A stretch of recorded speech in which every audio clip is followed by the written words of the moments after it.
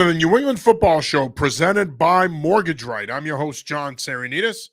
And as always, I'm joined by my partner, the one, the only, the incomparable Kevin Stone. Kevin, how are you this evening? Doing good, man. How are you? I'm doing all right. And we are coming to you a little later. I was just on with Joe Murray on 98.5 The Sports Hub. So when my good buddy, my boy, Joe comes calling, I got to answer. We go way back. So really enjoy going on with him and talking some football. And a lot of that conversation will carry over to this show. So we appreciate you guys tuning in. As always, before we get started, I do want to remind you that we are brought to you by Mortgage Right. If you're looking to sell your current home, purchase your next home, purchase your first home or refinance, give our good friend Herb Devine a call, 781-254-2846. You can also shoot him an email at herb@mortgageright.com. He and his team are available anytime, including nights and weekends. So if you are indeed ready to enter the market, please make sure you reach out to Herb. It'll be the best decision you've made in this process. His experience is invaluable, and it will come in handy. All right, Stone, Patriots improving to 8-2 yesterday with a big 28-23 win over the Tampa Bay Buccaneers. I guess you and I saw it coming. We said last week we felt that they could go on the road and win this game. They've proven that they can do it. I wrote about this today on anyfootballjournal.com. I don't want to hear about tests anymore. I don't want to hear about this game as a litmus test. This is a big test. This will prove if they're this. This team has arrived. They're a good football team. They're a playoff team. I'm hesitant to say they're a Super Bowl contender, but I do think that we're entering that realm here at some point. Realistically speaking, man, they have the worst schedule in the league left.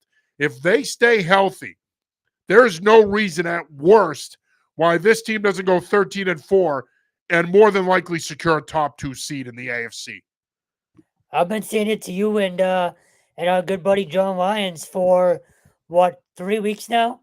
3 weeks ago, you scraped your kneecaps jumping on the bandwagon, and to your credit, you have been. I will give you credit for that. You've been saying it all. You've been saying it for the past month, really. Yeah, I mean, again, I just go back to how open the AFC is. The 1 seed is very much in play. And at that I point, agree. you're 2 wins away from a Super Bowl. And now, look, I know we still have a long way to go. There's 7 games left. You haven't even had your bye week yet, which I think you might get lucky here. You know, when the schedule came out, obviously you look at the bye and say, wow, that's late. But you're getting a mini bye here as well. So you're getting 2 these last 2 months of the year. I think that's huge. You can see how banged up they were yesterday. I want to talk about Vrabel going out and seeing guys when they were hurt too in a minute. But it's hard not to believe that they can go on a deep run. And you see some of the stuff from Drake May yesterday. The biggest thing to me, and I tweeted this out, there's a reason he's in the MVP conversation. And yes, he still had the dumb interception in the end zone. I'm sure the coach and you lost your mind watching that. But I did. The throw he made to Mac Hollins, the snap after getting absolutely destroyed by Vita Vea, is just so impressive. Sure. You dropped the A there. I don't know why, but anyway. It's just so impressive on so many levels to come back and do that 1 play later, throw a dime like that. He didn't flinch all day long. There's still, and you can speak to this better than I can, it feels like there's still nerves from him early in games, and I guess that's just to be expected as a young quarterback, but you have an MVP candidate. You have the coach of the year. I'm not even sure it's a discussion right now. He is the NFL coach of the year. And you want to talk about buy-in. I don't know if there's a bigger example than Stephon Diggs in the onside kick to close that game yesterday. A premier receiver going up, knowing he's about to get smoked and coming down with that ball. So you have the buy-in, you have the MVP, you have the easiest schedule, and you have the coach of the year. Again, I say this half jokingly. We might have to start looking at flights to California in the next month. Again, because of how wide open the AFC is, they are legit contenders right now. Yeah, I'm not going there. And I'm going to give you the same example I gave Joe when I was on 98.5. Okay? I'm not going there because this team hasn't proven anything in the playoffs. That's the thing. They've proven a ton in the regular season. And look, I said this to him and I'll say it to you. None of us predicted that they'd be 8-2 after 10 weeks. We thought they'd be better. We thought potentially they might be 500, but none of us thought that they would be 8-2. my reasoning for not hailing them as a Super Bowl contender is they have that this group has very limited playoff experience. And let's say Kansas City gets in as the 6th or the 7th seed. You end up the number 1 seed, you get the bye, you host in the division round. They come to town as the lowest seed. Yeah, I don't love it. The Kansas City Chiefs have a world of playoff experience. Patrick Mahomes will not be fazed by that at all. Okay. And so I'm hesitant to start booking flights and talking about sightseeing in Santa Clara and all this other stuff, because at the end of the day, while they're having an unbelievable year, way better than any of us could have imagined, and I think it's going to continue, I'm hesitant to say Super Bowl contender because this group just doesn't have enough experience. And for me, that matters. And I still think even if they win the division, I still think that Buffalo, Kansas City, Baltimore starting to pick up momentum. They've won a couple in a row. Those teams are more playoff tested, battle tested. That could prove to be the difference come playoff time. Ken Matthias checks in. Hey, John, caught a glimpse of the Joe Murray show of you on it. Always good stuff. Thanks, Ken. Appreciate it, buddy. Anyways, thoughts on the big win yesterday? Was shaky in the beginning, then May and the boys got it together. Yep. We just talked about that, Ken. I mean, obviously it's a huge win for them to go on the road and beat a team that's widely considered to be a Super Bowl contender, like the Tampa Bay Buccaneers, one of the best teams in the NFC. Now, they were banged up. You were without Bucky Irving, Mike Evans, Chris Godwin, but that shouldn't take away from the fact that the Patriots dominated most of that game. Tampa Bay scored first to go up 7-0. But once May hit Kyle Williams, tied the thing, the Patriots scored there right before the half. They took control of the game and held on. I thought it was an impressive win, maybe the best win of the year. I mean, it's either that or Buffalo on Sunday Night Football. But either way, it was impressive. And as I said to start the show, I don't want to hear any more about passing tests. This team is way past that now. They passed enough tests. This is a good football team that could potentially be a Super Bowl contender. They just need to stay healthy and see this thing through. But again, as I said earlier, if this team doesn't win 13 games, now the conversation has to be, Kevin, is it a disappointment? That's what our expectation should be. Now, I know people are quick to start saying stupid stuff like, oh, you know, Drake May, he's the next Tom Brady and the Dynasty 2.0 and yada, yada. Pump the brakes, okay?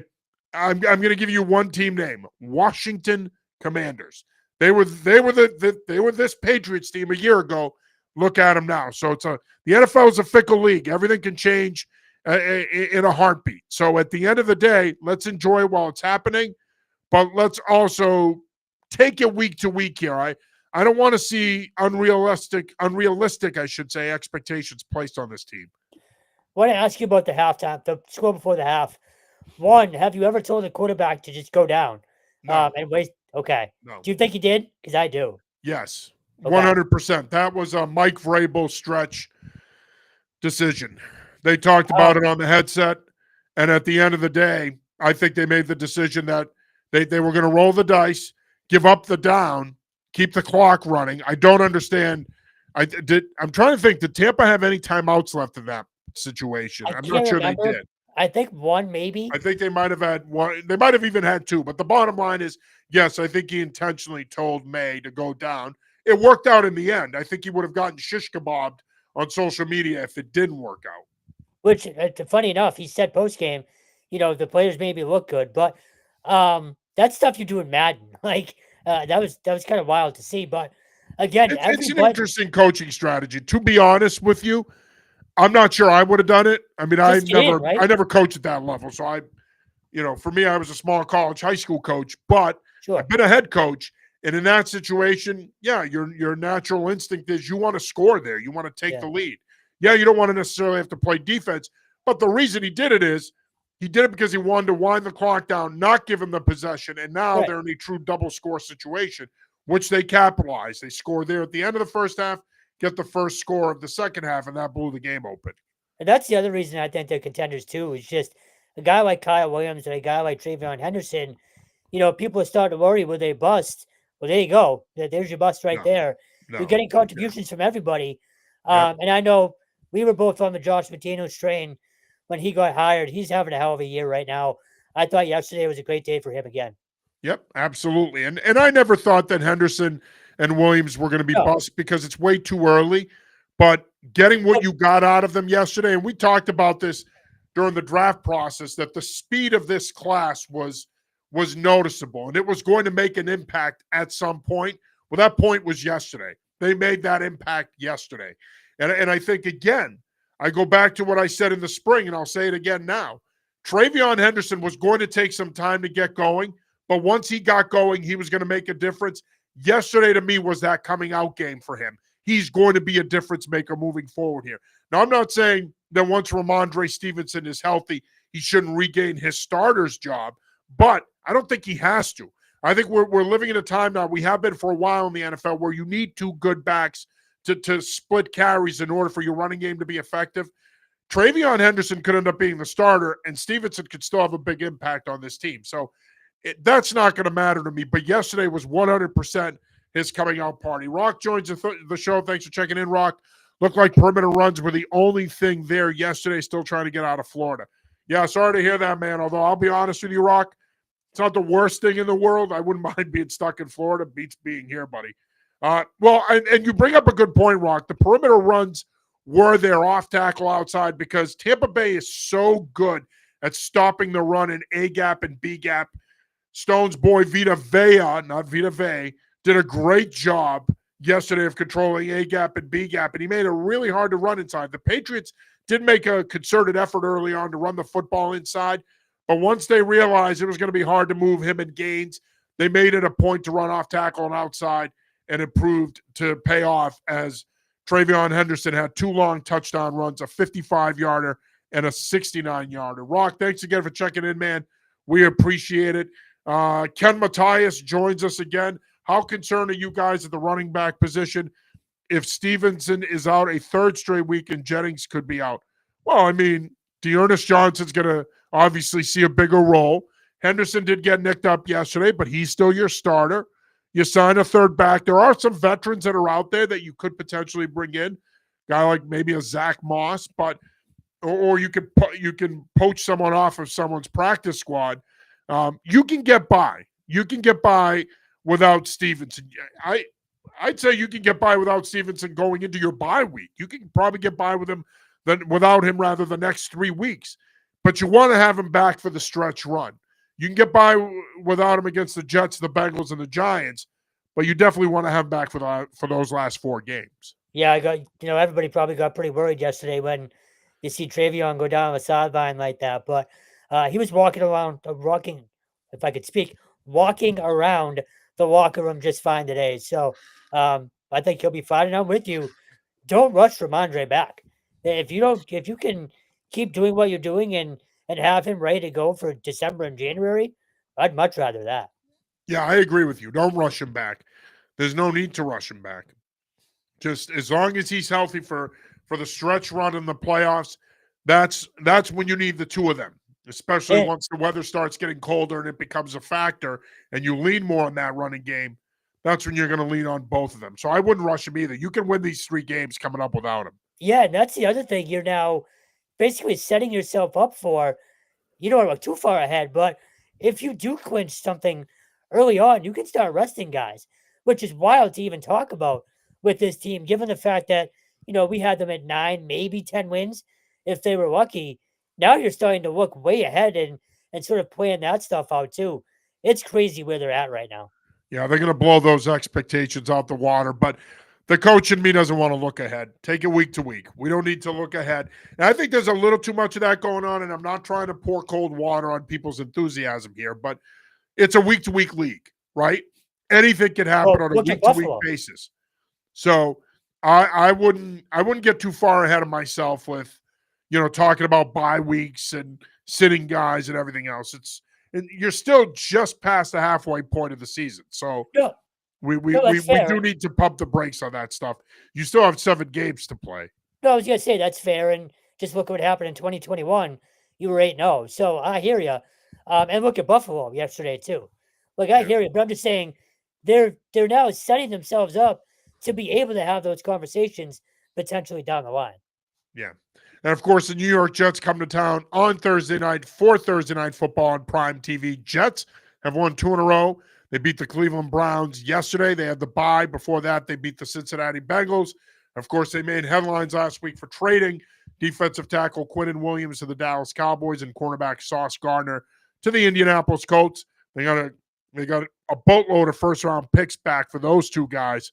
But the team is playing some good football, and Justin Fields is starting to play better.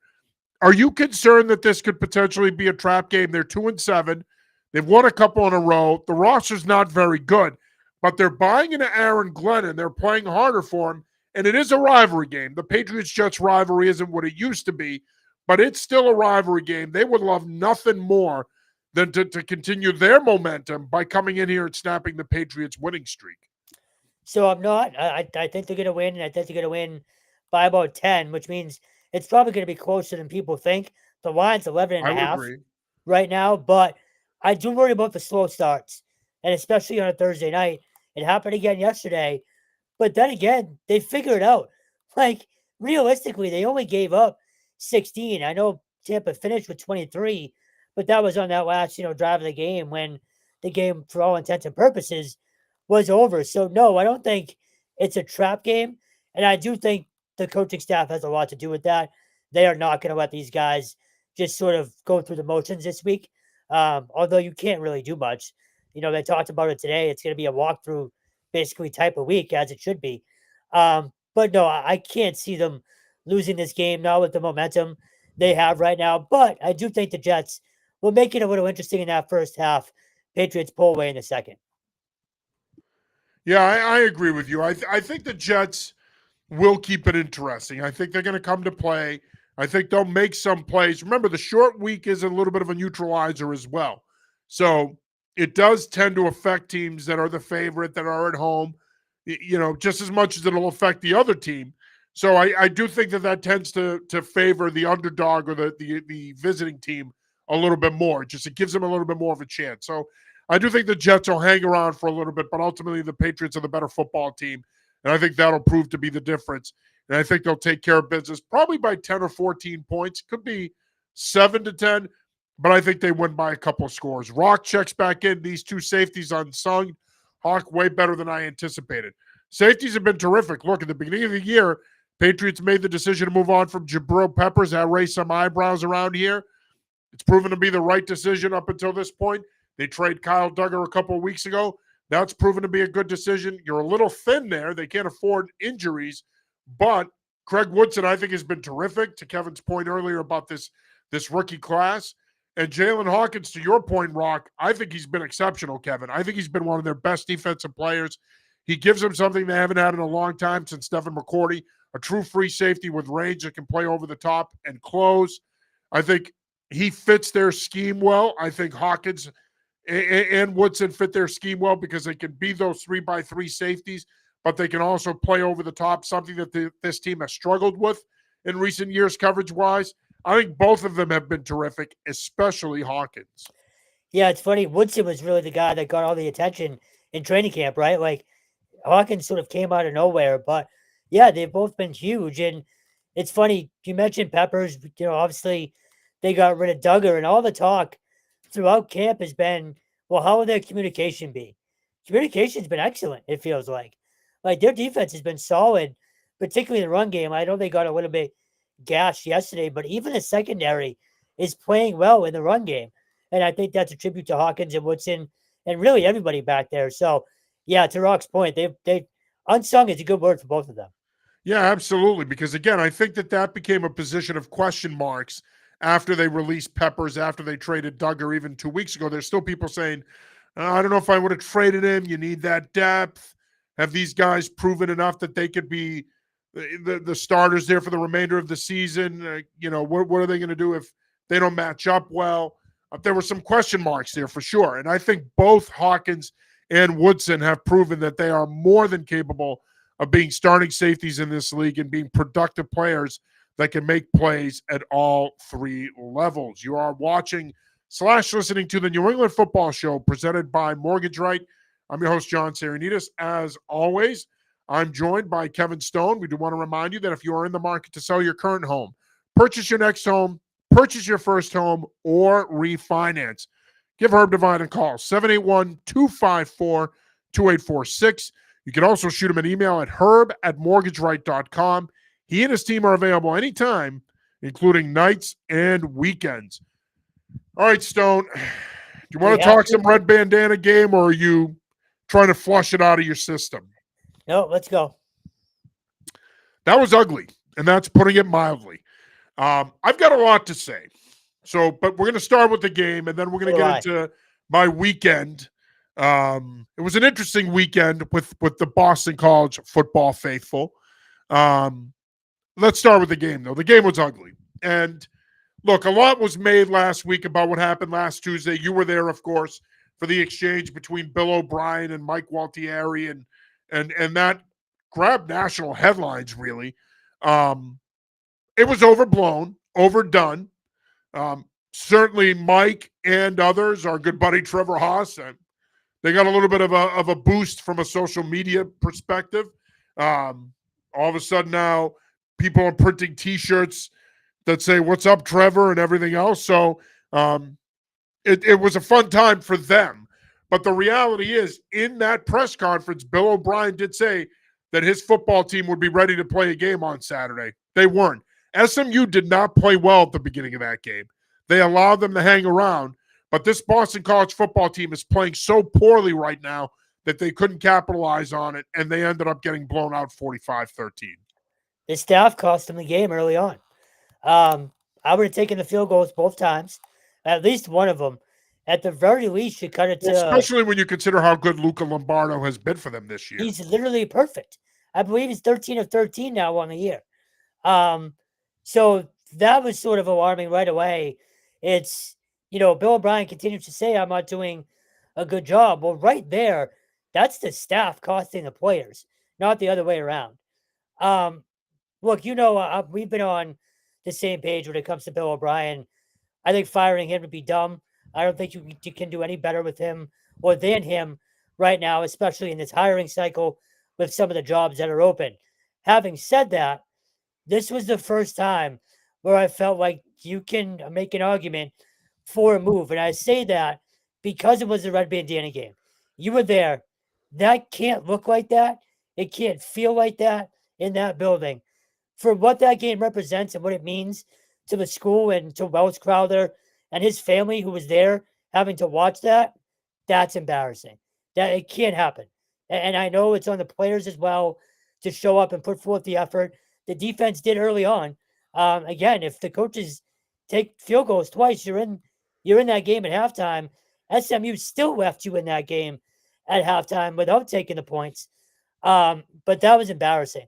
That place was completely empty by the start of the third quarter, if not halfway through the second. And again, I don't know about that early, but halfway through the third, I would agree. And again, for that game in particular, after all week talking about, we're going to let the players know what this means.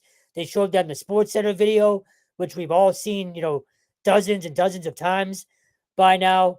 That was the first time where I felt like you can make the argument in terms of being a fan saying, all right, this can't happen. Like, he needs to go. I still think he's your best bet if you give him a couple more years to recruit. But again, this all goes back to the people above him. This is a money issue. This is a game day atmosphere issue. This is an admissions issue. It's an all-encompassing Boston College issue right now. That's not just on the coaching. Yes, fans should be pissed at how it's looked because, again, it's embarrassing now. Like, you're a laughingstock around the country. Hell, they're at the bottom of our poll in Division I New England. That's a problem. But there's so much wrong with BC athletics that this isn't just on the coach right now. But like I said, the other day, that game in particular, that cannot happen. Well, and I think you hit the nail on the head. This is a BC athletics problem because it's not like you're winning in basketball. Your basketball programs aren't very good. Your baseball and women's lacrosse programs have been more competitive, especially your women's lacrosse program has been terrific. Champs. Yeah. But at the end of the day, do they move the needle enough for your athletic department? Your hockey program is always good, but again, It's a niche sport. Do they move the needle enough nationally? And so I think, look, every one of these FBS schools wants to be good in football and basketball. You're not good at either right now. And I think, to your point, that falls on the administration there. You got a new president coming in next spring. Things need to change. And I've been on record as saying this. I have not wavered from this at all. And you said all my talking points that I've made all along, that you have made all along, that this goes beyond the coach. The coach is the piñata in this situation. He's the easy target because nobody ever wants to go after the players. Okay, so who do you go after? You go after the coach. Okay, and that's fair. That's listen, Bill O'Brien knows that. He's been in this business a long time, over 30 years. He knows that he's going to be the target when things aren't going well and people are unhappy. I do think it's becoming a little bit disingenuous now that every week he keeps saying, I didn't do a good job coaching. This one's on me. Bill, it's great that you're falling on the sword. We've all done it as coaches, but at some point, it's not just on the coach. It also falls on the players. And at the end of the day, they're not performing at a high enough level, period. And yes, that starts with coaching. The coaching needs to be better. We all agree O'Brien hasn't done a good job. But at the end of the day, do you get rid of him? And who are you going to bring in? You mentioned this coaching cycle. This is not an appealing job in this coaching cycle. I'm sorry. It's just not. It's not LSU. It's not Florida. It's not Penn State. It's not Auburn. It's not Virginia Tech. It's not Arkansas. Those schools have deeper pockets. Those schools have more resources. Those are better jobs with a higher success rate potentially and a chance to compete for national championship. You cannot do that at Boston College right now, even with an expanded playoff. And at the end of the day, Boston College has been in denial. And to a degree, Bill O'Brien and his staff have been in denial that they need the transfer portal. You need the transfer portal. If Bill O'Brien is back in 2026, there better be 30, 35 new faces on this roster that came in via the portal. Because while everybody ideally would love to build it organically through high school, and they have a good 2026 class that's committed, at the end of the day, that's not realistic in college football anymore. You need to go shopping every offseason.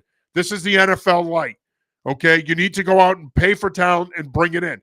And the other thing I would say, Kevin, and this might sting for Boston College and their alumni and their fans, but your degree is important to you. It's a great degree from a great school. But do you really think that a lot of these kids today care about the 40-year decision? They don't. They want to know how many zeros are going to be next to the first number of what you're offering them financially. And they want to know if you can develop them to play in the NFL so that they can continue to make more money. They don't necessarily put as much stock in the degree as they used to. The Boston College degree will always be valuable, but it's not as valuable to today's student athletes, particularly in sports like football and basketball, because at the end of the day, that's a part of it. That's a small part of it to them.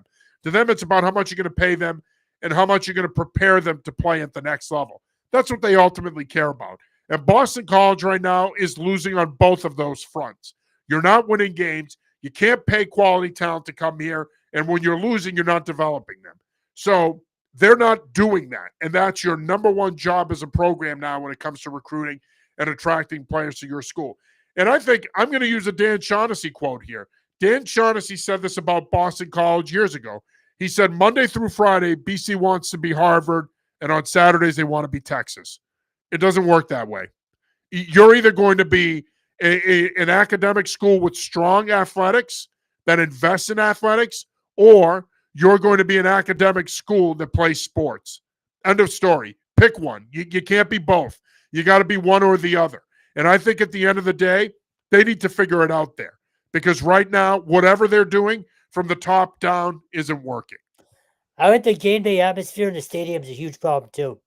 If you're a kid and you go visit Death Valley, hell, if you go visit Pitt, and then you walk into Alumni Stadium, looking the way it does, or you're a recruit and you go experience that game day on a Saturday for a visit, and you see people partying in garages and just sitting in a cluster F of traffic for 2 hours. Do you really want to go spend your Saturday there and walk out in front of 30,000 people? No, it's not an attractive place to play. Unless you're going to pay people That place is not an And attractive you're going to place have to overpay because Correct. realistically, to your point, think about how many of the top recruits in New England have opted to go to Michigan and Notre Dame Yeah. and other schools outside of the region and not go to Boston College.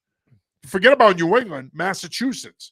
Right. You'll get Peter Bork going to Michigan. There are a multitude of reasons for that, but he's going to Michigan.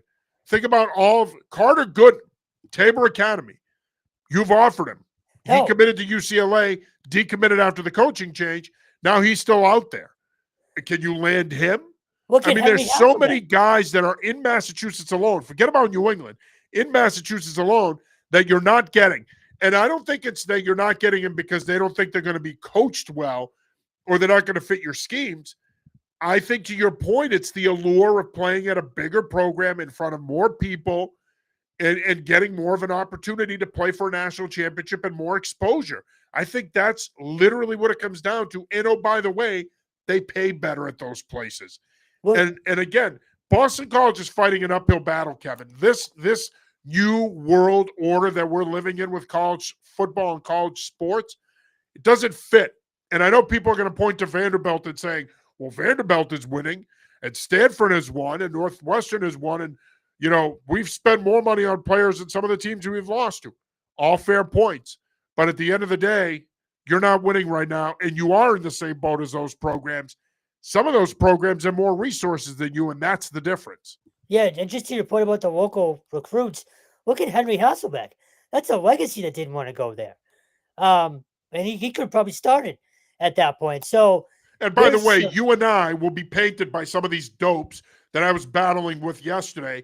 You and I are going to be painted as being anti-BC by you saying that. No, that's reality. That's not Kevin being anti-BC.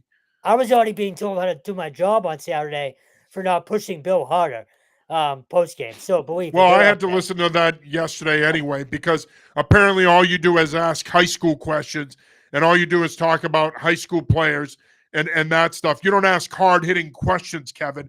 You don't ask hard-hitting questions like Bill from the class of 67 is not happy that you're losing, coach. What do you say to him? Or Vinny from the class of 2021 is not happy that you're not winning, coach. What do you say to him? What hard-hitting questions has anybody else in that room asked? And I'm not attacking them. That's a great media group.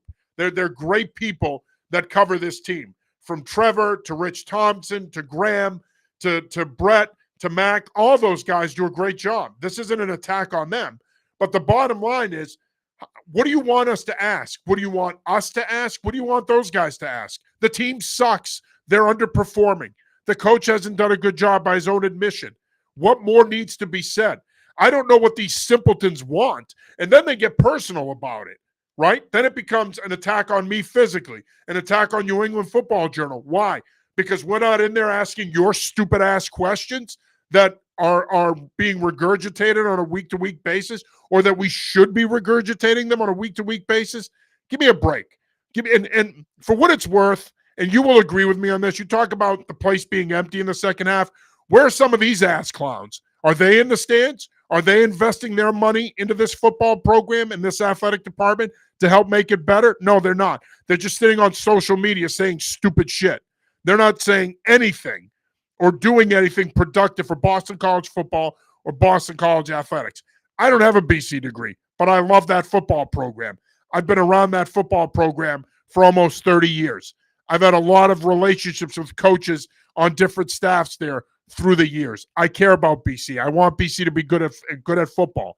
And sorry that I think Bill O'Brien is a good coach and can be the guy to get it going. Sorry. Because last time I checked, and you'll agree with me on this, right? You've covered Adazio. You've covered Halfley. Now you've covered O'Brien. This program has perennially been, the last 20 years, a 6 to 7 win program that goes to a middle to lower tier bowl, and that's it. That's all they've been. So with that being the case, who's the problem here then? Is it the coaches or is it the structure and the administration in the school? Somebody's at fault. I'm not sure it's the coaches. Let's be honest about this. It's funny, your Packers, looking back on it now, what a lifeline they threw Halfley, huh? Like, he could not have gotten out of here fast enough for that to blame him. And complete transparency, BC sucking has hurt us. We've had plenty of people canceling memberships because of BC, if we're going to be honest. So I don't want them to suck. You surely don't. But at some No, it's point, bad for business. When Boston College football is not good, it hurts our business. correct. It hurts Eagles Daily. It hurts Locked on BC. It hurts Mass Live, The Globe. It hurts all of us. We want them to be good because it's good for BC and it's good for us. 100%. So again, it's a huge issue, not just coaching, but across the board with BC. And now again, I think we've talked about this the last couple of weeks. I keep hearing this new president's going to change everything. He's going to put money into programs. He's going to make sure the NIL is all set. I'll believe it when I see it. Until then, this is what I'm used to covering, and they're going to be status quo. It is what it is. And frankly, again, if I'm being completely honest, I'd like to not have to cover another coaching search because it's not really going to do much. If anything, it's going to set the program further back. So they're a mess, and I'm not sure how it gets fixed. Well, and you know that ultimately in today's world, the only solution is to fire the coach. Okay. And again, look, when the program is underperforming, yes, it falls on the coach. I mean, the guy has sat up there now and said it every single week for the last 8 weeks. It's the same press conference. It is, which is why it was so aggravating yesterday to deal with some of these people on social media that want you, because you're there all the time. No one has committed more of their time to that football program the last few years than you. No one. Okay. With all due respect to all those other people that are there, they're not there all the time. They weren't there 2 years ago. They weren't there a year ago. Okay. After last year, yes, you've seen an increased presence of media members covering the program. But for a couple of years there were days where you would go up there and you'd be the only one there. So the fact that some of these people think that all you ask him are simple questions like, are you recruiting kids from Abington or Zavarian or whatever other stupid crap they were saying yesterday and today? No, that's not the case at all. But what do you want Kevin to ask him? What do you want Graham or Trevor or Mac or any of these guys, Rich, what do you want him to ask tomorrow? They're going to be there tomorrow. What do you want them to ask? Message them and give them suggestions. What are they going to ask him why the team's bad? How many times are you going to ask your coach that? How many times are you going to ask players that? So there's no way around this. It's a crappy situation, and hammering home the same stupid ass questions about the program being bad isn't going to solve anything. Well, so again, it illustrates how stupid some of these people are. I can tell you what they wanted you to ask, and frankly, we've talked about it. Is just stop pushing him on the job. But if I do that, what the hell's the point? Why would you do that? Correct. Why would you push him out of the job? Well, push him on the job, I'm saying. But push him what? Push him on the job. The question of, or the status of the job, or if he's. Why would you do that? He's not going to answer it. There's three with that too. And that doesn't make a good journalist. And if some of these idiots who have stupid Twitter handles and hide behind their phones and their keyboards, he's not going to answer that question. Correct. You're an effing moron if you think he's going to sit up there tomorrow and tell Kevin or anybody else that's there, this is what I'm doing next year. He's not going to do it. So why bring that up? It'll be quickly dismissed. He's not even going to entertain it. And guess who else isn't going to entertain it? The players. And guess who else wouldn't entertain it if you asked them? Blake James. So I was going to go there next. I know they're going to move on to the other schools because they're far more important right now, and better, frankly. But that's the other thing that BC can do at least a little bit better for us. Make Blake James available, right? Like maybe once a month even. Like I've talked to him. If nothing else, you can placate some of these effing morons that are complaining on X. And if nothing else, give the fans and that's part of the problem too, is BC, none of their records have to be public. Nothing is public for BC. That's a problem too. That's why I think the fans get pissy because they don't have an avenue for information. So by the way, let me clarify something too. Mm-hmm. I'm not saying, and I've never said that the fans shouldn't be upset. If you're a Boston College football fan, you 1,000,000% should be upset right now. Mm-hmm. What's happened this year is an embarrassment. To lose 9 in a row, this is on track to be their worst season since 1978. They went 0-11 that year. So I get being upset. No one is telling you not to be upset. You have every right to be upset. What bothers me is they're upset but then they're not engaging. They're not using social media to engage and have meaningful conversation. Some people are. We have probably 5 to 10 guys that we talk to on social media that are Boston College alum and football fans that are fantastic. And you can have adult conversations with them and productive conversations. And then you have 5 to 10 morons that are talking about stupid stuff about me physically and crapping on New England Football Journal, and you'd have to be blind and have to watch that show, blah, blah, blah. Okay. So then don't. Who cares what I look like? Who cares if you don't like New England Football Journal? Nobody cares. Because you know what? There's thousands of other people that do like New England Football Journal. So you know what? Go crap in this hat or your hat or a hat. I don't really care. At the end of the day, you don't matter to us because we know the work you and I have put in to make this what it is. And at the end of the day, people still consider us a trusted resource and they come to us. So at the end of the day, again, to your point, I don't want to take too much more time on this, but Boston College could do more in terms of making Blake James available, but they won't. They just want to get through this season, and so does O'Brien. And to your last point, good luck finding legitimate BC coverage anywhere else. I'll leave it at that. Yeah. And again, a lot of people go there and do a great job, and a lot of those guys focus strictly on Boston College. We do not. They're a part of our coverage. But if you read our site and you see our content, we put a lot of time into Boston College and covering Boston College football. It's not just, all right, we're going to cover the season and then we disappear for 8 months. No, we put a lot of time into it. And in a lot of ways, with all due respect to everybody else that covers it, we've set that standard. Because when we started covering this program in 2019, there weren't that many people there covering the program. There were a lot of names on that counter in the press box, and there were a lot of no-shows. And we've upped the ante. And I really believe that. We've upped the ante across the board, especially college and high school. And so I think at the end of the day, you know what? We do our part to support and promote the program and cover it the way it should be covered. If you don't like Kevin's questions, too bad. Don't listen, okay? I don't really care. I know how hard he works to be there every Tuesday, every Thursday sometimes. I know how much time he puts into it. So if you don't like his questions, too bad. Guess what? He's in a position to ask them, and you're not. You're some bum who's sitting on your phone talking nonsense and saying stupid crap. He's actually out there trying to get content and put together content so your bum ass can absorb it and read it and use it so that you can be more informed. And if that doesn't work for you, go get it somewhere else. I don't really care. But at the end of the day, we're doing our due diligence in what has been a bad season to give you the best possible coverage, as are all these other fine folks that are there on a week-to-week basis as well. If that doesn't work for some of these people, then it doesn't work for them. Bottom line is, we're not going to fix Boston College football online or on this show. They need a lot of work, and it's going to take a lot of work to get this thing back on track. You're making a lot more money if we were in charge. Yeah. Well, let's talk about UConn, a program that is doing a lot right now. They won their 7th game of the season on Saturday, beating Duke 37-34. Is this the biggest win in Jim Mora's tenure? Well, it depends. Would you put the bowl game ahead of it just because it's a bowl game? You could. I would say it's right there with the Fenway Bowl. Yeah. I was just saying 1A, 1B. I don't know if I'd say this year's BC win because BC is who they are, but yeah.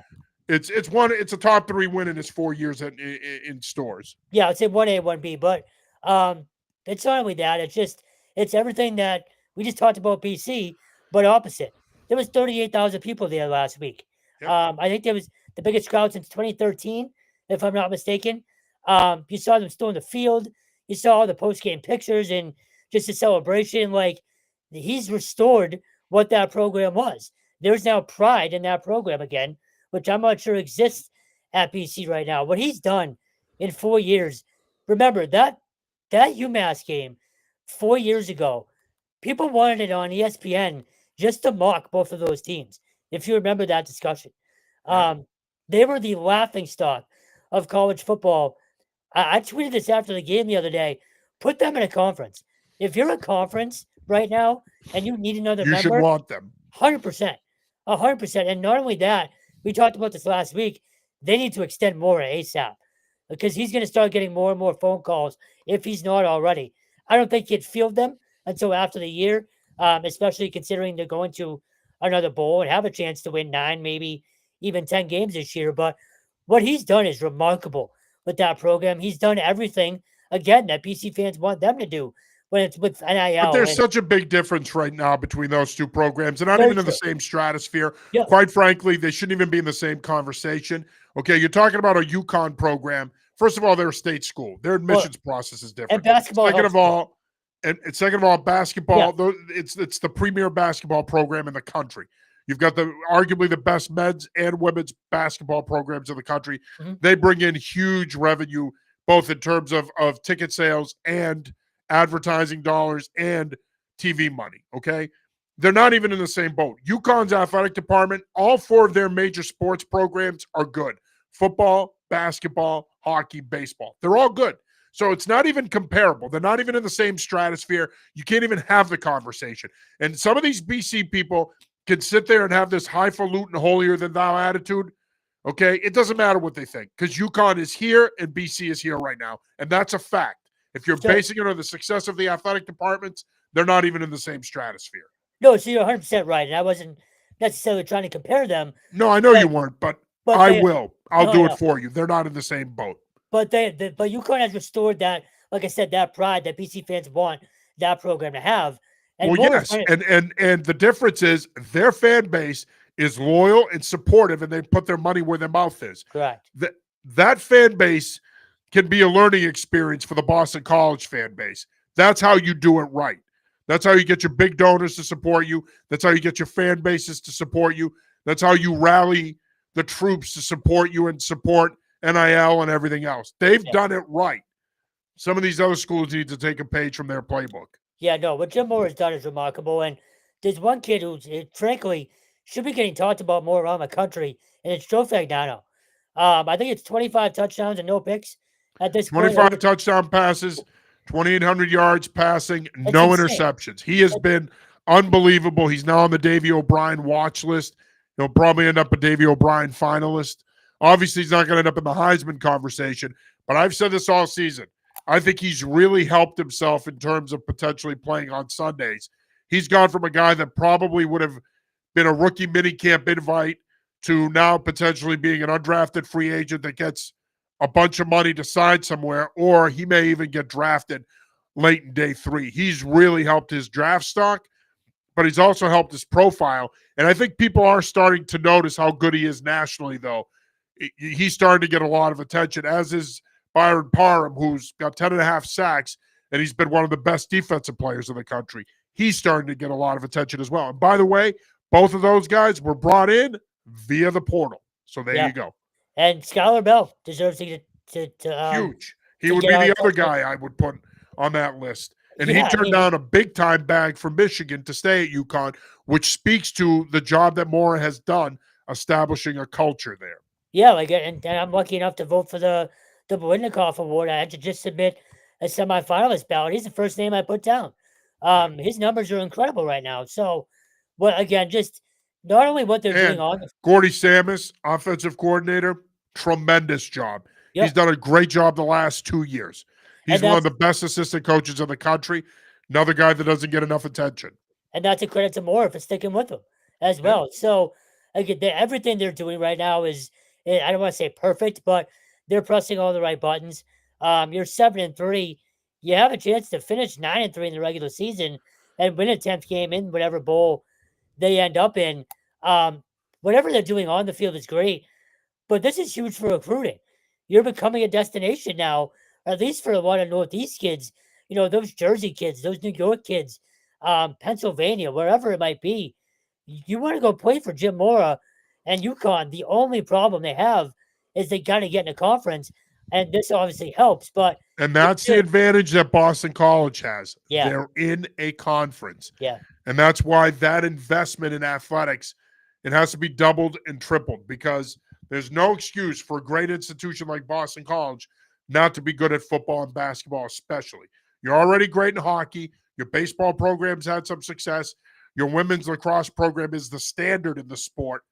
But football and basketball, unfortunately, whether you agree with this or not, they're the ones that drive the financial wagon. And right now, they're just not good enough. UConn is a model of what you can do to turn things around. I would look to UConn, to be honest with you. Now, That's a state university. So they're in a different boat. State university, private school. But that doesn't mean you can't look at what they've done and maybe take a couple of things from what they've done and implement them into your athletic department. 100%. I can't wait. Honestly, I think they beat Air Force this weekend to get to 8-3, and then we'll see from there. But 10 wins is very much on the table this Yes, it year for is. UConn. Absolutely. Doing a quick tour around New England when it comes to college football. How about UNH picking up a big win over Monmouth? Huge. Kept their at-large hopes alive. It's going to be tough. They weren't ranked today in the AFCA coaches poll. Obviously, it's a 2014 bracket for the FCS playoffs. They're going to need to win out, obviously, and then get some help probably. But just to lose some of the games they did earlier this year by 1 point or by, just some excruciating ways, and then to bounce back and have this run to close out the year, it just speaks to Rick Santos and that staff. Tremendous. They've done a terrific job. Another staff that's done a great job, of course, is Maine. Jordan Stevens and his staff have done a great job with that program. Black Bears have won 6 in a row after beating Hampton 35-7. They got a big one on Saturday in Orono, hosting URI, who also won over the weekend, beating Elon. This game is huge. There's a lot at stake in this one because when you look at the CAA standings, it's crazy. Maine is in the conference title picture, and they're in the at-large playoff picture as well. There's a lot on the line in this game on Saturday. It's huge. And I think being up in Orono, it's going to be freaking cold. So that's a home field advantage.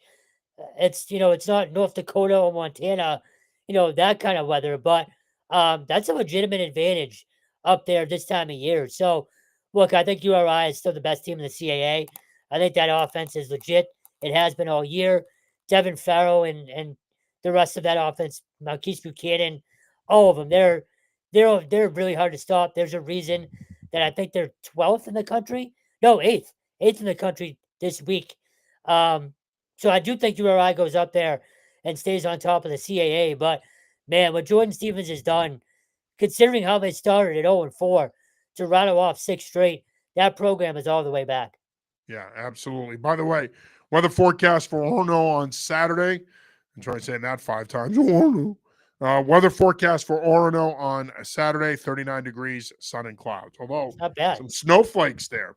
Yeah. So it could snow. It's supposed to snow on Friday and Sunday and Monday, but it looks like the Rams aren't going to have to play in it, at least on Saturday. But nonetheless, it's a huge game. Going around the Ivy League, Harvard stays undefeated. Yale picks up a big win over Brown.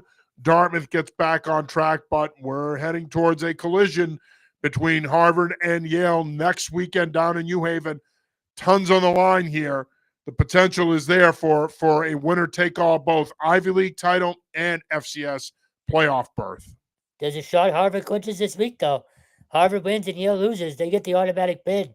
How cool would that be for the Crimson to celebrate at home? Penn will not be easy, though. Again, it's a week-to-week league. No, you can't write them off, Penn. You used it last week. It's not as good as it was, but no, sorry. Thanks, Toby Keith. I feel like we almost overhype it, but it truly is the most competitive league that I've ever followed. Frankly, it's week to week. It is in any given Saturday league, if there ever was one. Yale has Princeton this week. They could easily fall. I was going to say, if you remember 2 years ago, Harvard lost. They won to set up that winner-take-all game that ended up in a 3-way tie for the Ivy League title. But you bring up a great point. This weekend is huge because the league could be settled this weekend. If Harvard beats Penn, they host Penn on Saturday. And Yale, they have to go down to New Jersey and win that one. But one thing we've learned through the years, don't put anything past the Tony Reno coach squad. Oh, God. If they are resilient, they will find a way. I mean, Brown gave them everything they can handle on Saturday, and they won. Princeton is down, but don't be surprised if Yale goes down there and takes care of business. How cool would it be if that game is winner take all, though, down in the Yale Bowl? It's storybook type stuff. It is, and it's the way it should be. I feel like every year that we've covered the Ivy League, it's come down to those two, and then it's kind of had a ripple effect from there. Dartmouth has been in the mix as well, and they technically speaking still are. They're going to need some help. Yeah. But once again, the Ivy League is going to come down to Harvard, and Yale. Some other news and notes from college football in the area. Congratulations to Mark Powell, who is now officially the head football coach at the University of New Haven. The school removed the interim tag last week. What a massive win over Merrimack, too, to close out the Huge. year. That's their signature win of the season by far. Some of the teams they had beaten were still Division II teams that they were very familiar with, but that Merrimack team has been in FCS for quite a while now. To get that win and close out the year the right way, especially after he got his contract.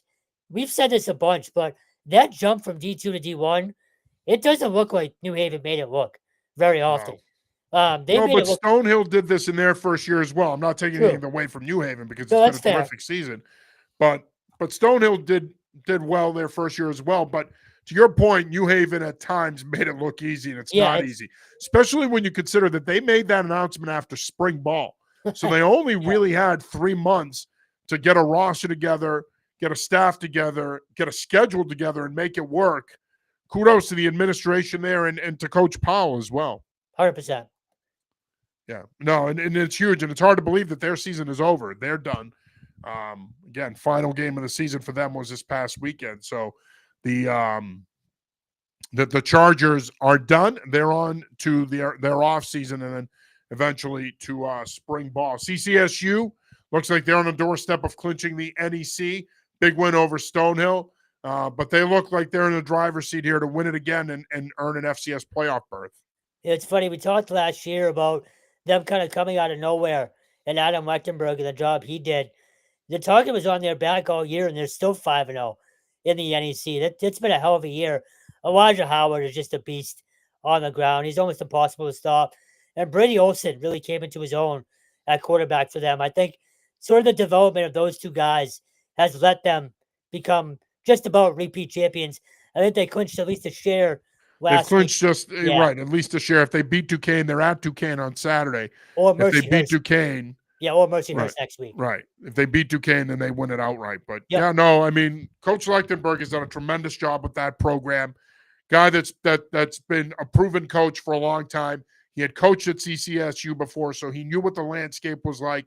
And he has come in and really, from jump, they have been way better, much better. They've done a great job in recruiting. They've done a great job in the portal.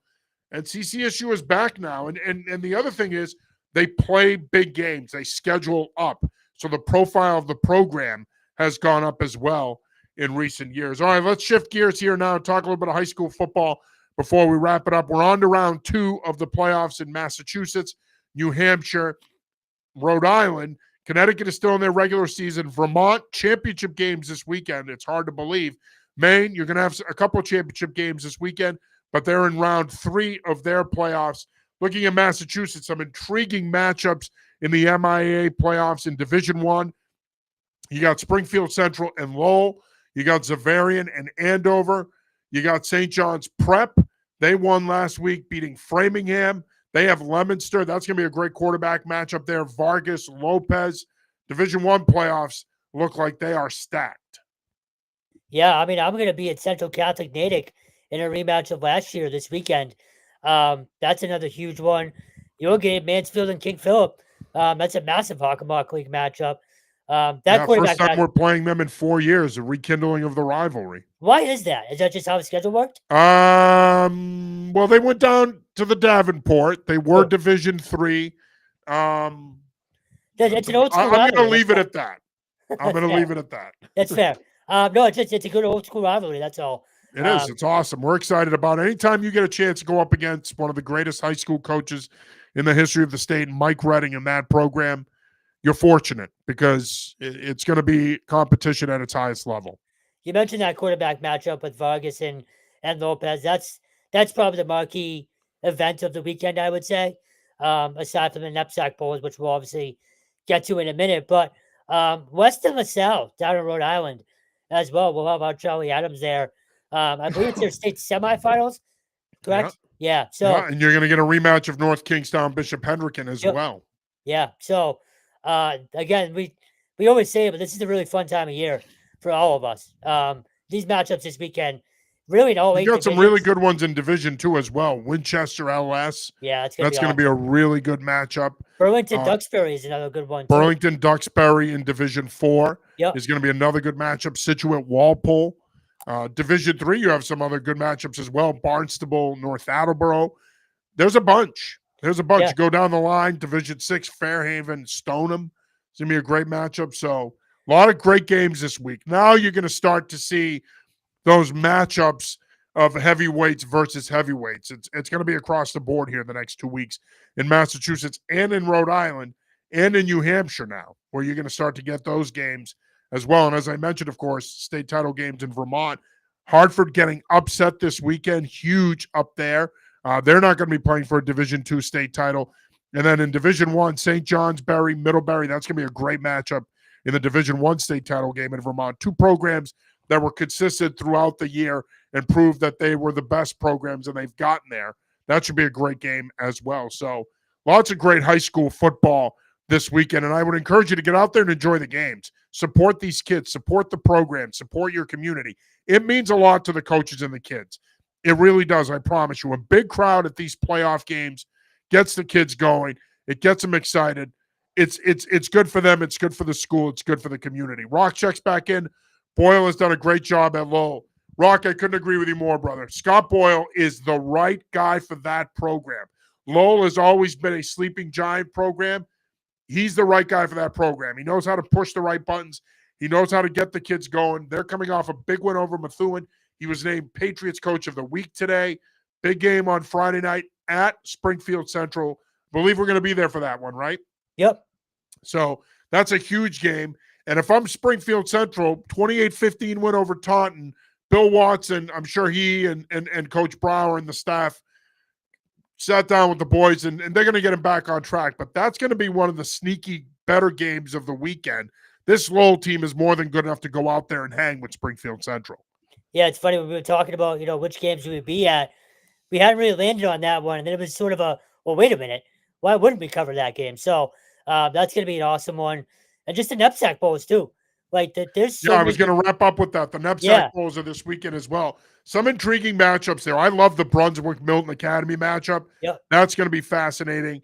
Cheshire and Dexter Southfield should be a pretty good matchup. You're going to get a rematch in the John Pappas Bowl between BB&N and Tabor. Williston and Avon. Our Rob Gulo is going to be there for that one. That's going to be a heavyweight fight. That's going to be a great game. A lot of really good Knapsack Bowls this weekend to wrap up the Knapsack season as well. Yeah, we're going to be at Cheshire. Cheshire, and it's not Vita Vey, it's Vita Vey. Cheshire and Dexter Southfield is going to be an awesome game. You mentioned BB&N Tabor. I was there the other night for the Knapsack B title game. Man, Peter Bork and that offense is they're a wagon. They're really, really good, and they're on another level. Really, that's why in our Chaos poll, which will be out tomorrow, that's why them and Avon Old Farms have been our top two teams, because my view, they're the two best teams I've seen this season from a talent standpoint. And then Jeff Moore, John Hooley, terrific coaches. And by the way, hat tip to Mike Willie and the job he's done at BB&N. They don't back down from anybody. They play one of the tougher schedules in the region. He's done a great job there, as well as the other coaches in the Knapsack as well. I'd say the same thing about Coach Day over at Dexter Southfield. They played a tough schedule this year. Yeah, I mean, squeaked out a win against a very good St. Paul's team the other night from New Hampshire. So that BB&N team, that game was 42-6. It's not going to be like that on Saturday, I don't think. No, they'll come to play and they'll make adjustments. Yeah. Coach Willie and his staff will make adjustments. And Coach Moore and his staff will make their adjustments. They'll be ready for them. But nonetheless, that Tabor team is a wagon, and they're going to be tough to beat no matter what's at stake. So yeah, I mean, Moore was talking about adjustments 5 minutes after the game, and then one more game. That's Jeff Moore for you. I mean, if anybody that knows Jeff knows that's how he thinks. That's why he's been so good as a head coach through the years. Yeah, and then one of the other Knapsack Bowls will be at Berkshire at Noble and Greenough. That's going to be another good one too. So yeah, Jim O'Leary's done a fantastic job there. Another guy, former head coach at Governors. Another guy that knows and understands the ISL, understands Knapsack football. I'm not surprised that he's turned Nobles around and they're in a bowl game. And by the way, hat tip to Kenny Goodwin over at St. Mark's. what a tremendous job getting them to their first ever bowl game in 2 short years. And then he's a Foxborough guy. I know Coach Goodwin coached at Bryant University for years. In 2 short years, he's turned St. Mark's into a good competitive program. And I think you're going to see that with some of these other programs as well. Keep an eye on Portsmouth Abbey in the coming years. I think Stanley Dunbar is going to do a good job there. Did a good job this year. I'm telling you, you get the right guy in these private school programs, you can get it going. We've seen it happen at Tabor. We've seen it happen at St. Mark's. We've seen it happen at Nobles. There are other programs out there that you're going to see it happening here. Scott Woodward has done a great job up at Middlesex. Well, I was going to say, you're going to see more and more of these programs once they hire, if they hire a guy that can get talent in, you're going to see a lot more of these programs start to gain more traction. Yeah, no, I was going to say another team we haven't frankly talked about enough this year is Rivers. They're in a bowl too. They went 7-1. Yeah. Rivers has had a great year. Yeah. Yeah. Your point. Very underrated. Very underrated. And by the way, when I say get the right guy in, I just want to clarify, there's a lot of great coaches in the NEPSAC, okay? It's not easy to win in the NEPSAC. I know people look at it and say, well, you have your pick of the litter of the talent in the region. It's not that easy. It's just not. I mean, especially with realignment. Especially with realignment, which I don't know how long realignment's going to last, to be honest with you, talking to people and talking to coaches. But I think the other thing that people fail to realize is a lot of coaches that coach in the NEPSAC get vilified because they have to recruit kids to get them to their school. But understand something. That's their job. You don't have to agree with it and like it. And I'm not saying you have to. But that's what they're hired to do. And so I think you're going to see more and more of these programs start to have success. Now, you hope there's kind of a balancing act there between public, Catholic, and private. But, again, a lot of coaches have done a nice job in the league this year and have for a long time. So these bowl games should be pretty good. But, again, we're fired up about that. And, of course, that the high school playoffs as well. Plenty of talent on hand in those games. Again, get out there and watch the games and enjoy them. I mean, the kids work hard. The coaches work hard as I'm swatting away a bug. Get out there and support them. It means a lot to them. All right, Stone, final thoughts. 2 real quick, just to continue the high school 2. thing. I only give you 1. Now you're taking liberties. It is what it is. We've already gone over an hour. So all right, Vita Vey, go ahead. Just on the high school, we'll be at 16 games this weekend. Please help us support these kids. And to John's point, just continue to cover all of the games that we can. 16's a lot. It is what it is, but 16's a lot. Yeah, and you can find us at your nearest Dunkin' Donuts rattling the coin can, trying to raise money to pay our freelancers. But no, it's again, but this time of year is a fun time of year, and all these kids deserve to have a legitimate game story for their championship run. So yes, and I'm glad you brought that up because I know we're living in the world of videos and highlight films and everything else, but there's still something to be said for actually covering the game, writing a story about it, tweeting out plays, tweeting out interviews. That's how we operate. We are an old school, and we have an old school model in that we believe that kids deserve full coverage, not just a highlight video. And I'm not knocking people that do highlight videos. I'm just saying we go above and beyond that because we believe that the kids and the programs and the coaches and the communities are worth that. So your support goes directly right back into the business. Me and Stone aren't rolling in the dough here. We put all the funds that we make go right back into the business, paying freelancers. And we want to do more. We want to do more video content. We want to do more of that stuff. In order for us to do it, though, we need the finances. That's where your support comes in handy. And 100%. So just please help us out, help the kids out. And again, it's $2.99 a month. For at least this next month and probably the next 2 months, you won't find better coverage of all 3 levels than we provide. But we didn't even get to UMass today in the wild week that they had. Well, I'm sure we will at some point. I'm not sure how much that's going to fix things. It feels like putting lipstick on a pig. However, Thor Bjorn has done a hell of a job at URI and is the reason that football program is where they are right now. So if you're a UMass fan, you should be encouraged at least a little bit with their decision-making. I'm curious to see how that structure plays out, but at least they're trying something. Yeah, I think it's a great hire. And to your point, I agree. I think they are trying something. But Thor played in the program, played at UMass. He's a UMass guy. He's worked at UMass before. He worked wonders at URI. You can make the argument that him and Jim Fleming saved that football program. There was a time there that they were going to drop down to lower FCS and reduce scholarships. And between Thor's hard work, sticking with Jim, giving Jim a chance and his staff to get the program going, now you're talking about a program that's a perennial conference title contender and a playoff team. And that's because of the hard work of Thor and Jim. And I think that's why Thor ultimately became an attractive candidate for this position at UMass, and that's why he was hired. And if they do it right and they invest and they allow Thor and Joe Harris-Simiak to get it going and they give them the time, I think that they could be far more competitive than they are right now. And, of course, UMass is going to be playing their first ever MACtion game on Wednesday night when they host Northern Illinois at home. Hopefully there's a good crowd there. Our Ryan Barry will be there for that one. Should be a great game. And you hope that UMass is more competitive than they've been of late. But they're in a pretty tough spot, too. Realistically speaking, they're worse off right now than Boston College. Boston College has been far more competitive through the years. But I think at the end of the day, hiring Thor is a positive first step. And to your point, I think if nothing else, it's going to help having someone else here to help build the program. Mike checks in. That's right. That's right, guy. Thank you. He's talking about Coach Boyle at Lowell. Mike, thanks for checking in.